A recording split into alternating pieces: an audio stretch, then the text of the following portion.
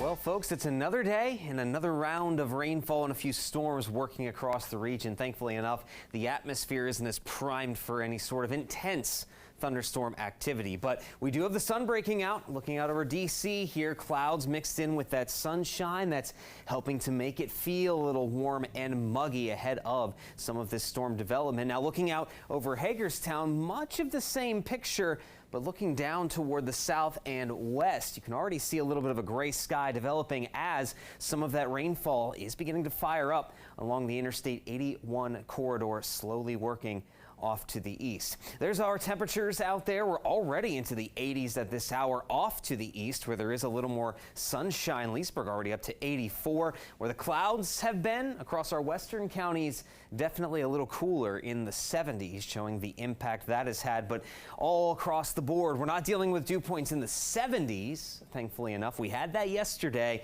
when those stronger storms were rolling by, but still feeling very muggy here with those dew points in the 60s. And that is going to be enough to spark up that rainfall as the actual cold front from this system works through. We do have some of those heavier showers right now just to the west of Winchester, Martinsburg, mostly across the eastern panhandle of West Virginia here. And we're also starting to see a couple of showers develop closer to D.C., one in particular right now moving right into the I-270, I-495 spur right there in Montgomery County. And there is that storm system with that cold front still lagging behind a little bit, and that's what's helping to spark up this activity here across the DMV. And we're even seeing a little bit of thunderstorm activity to our north into Pennsylvania as well. So we'll deal with those thunderstorms and some of that rainfall. There could be one or two that get onto the stronger side of things, but severe chances just not as likely here today. Thankfully enough, that is something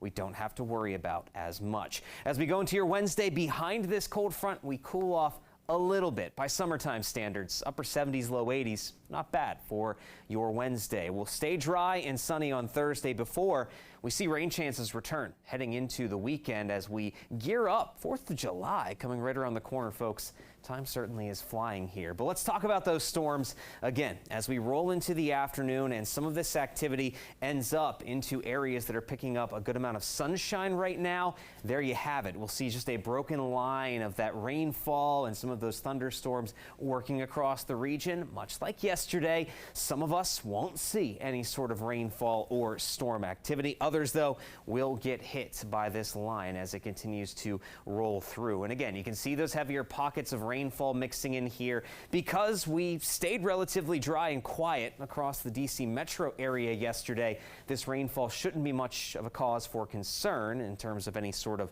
flooding issues, but nonetheless, look at the time frame here.